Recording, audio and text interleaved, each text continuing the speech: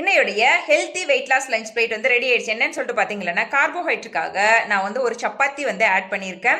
பன்னீர் with வந்து ஒரு egg நான் ப்ரோட்டீனுக்காக எடுத்திருக்கேன். ஃபைபருக்கு வந்து பீர்க்கங்காய் பொரியல் நான் வந்து எடுத்திருக்கேன். இதுதான் இன்னைக்குடைய லஞ்ச் பிளேட்டு. இன்னைக்கு என்ன ஸ்பெஷல்னு சொல்லிட்டு பார்த்தீங்கன்னா, இது வந்து நார்மலா ஒரு பர்சனுக்கு வந்து இந்த லஞ்ச் பிளேட் வந்து நீங்க இந்த மாதிரி எடுத்துக்கலாம். இதுவே ஃபீடிங் மதருக்கு இந்த மாதிரி ஃபாலோ பண்ணமா என்ன சேஞ்ச் பண்ணுமான்ட்டு நான் இந்த வீடியோவில் நான் தெளிவாக சொல்றேன். அதுக்கு முன்னாடி இன்னையுடைய லஞ்ச் பிளேட் உங்களுக்கு பிடிச்சிருந்துச்சுன்னா சேவ் பண்ணி வச்சுக்கோங்க.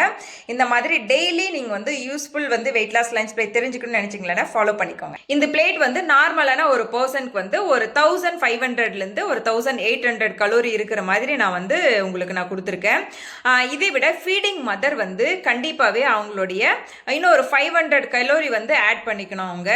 ஏன்னா ஃபீட் பண்ணுறதுனால மோர் எனர்ஜி வந்து அவங்களுக்கு தேவைப்படும். அதனால கார்போஹைட்ரேட் வந்து ஒரு 250 கலோரி இருக்கிற மாதிரி எடுத்துக்கிட்டு நல்ல ப்ரோட்டீன் வந்து ஒரு 100 கிராம் வந்து பர் டேக்கு வந்து எடுக்கிற மாதிரி நீங்கள் எடுத்துட்டு அந்த லஞ்சில் நெக்ஸ்ட் வந்து இம்பார்ட்டன்ட் வந்து ஃபைபர். ஏன்னா விட்டமின் மினரல்ஸ் வந்து மில்லிகிராம் வந்து நம்ம பாடிக்கு தேவை. அதனால ஃபைபர் ரிச் ஃபுட் வந்து நல்லா எடுத்துக்கணும் அவங்க.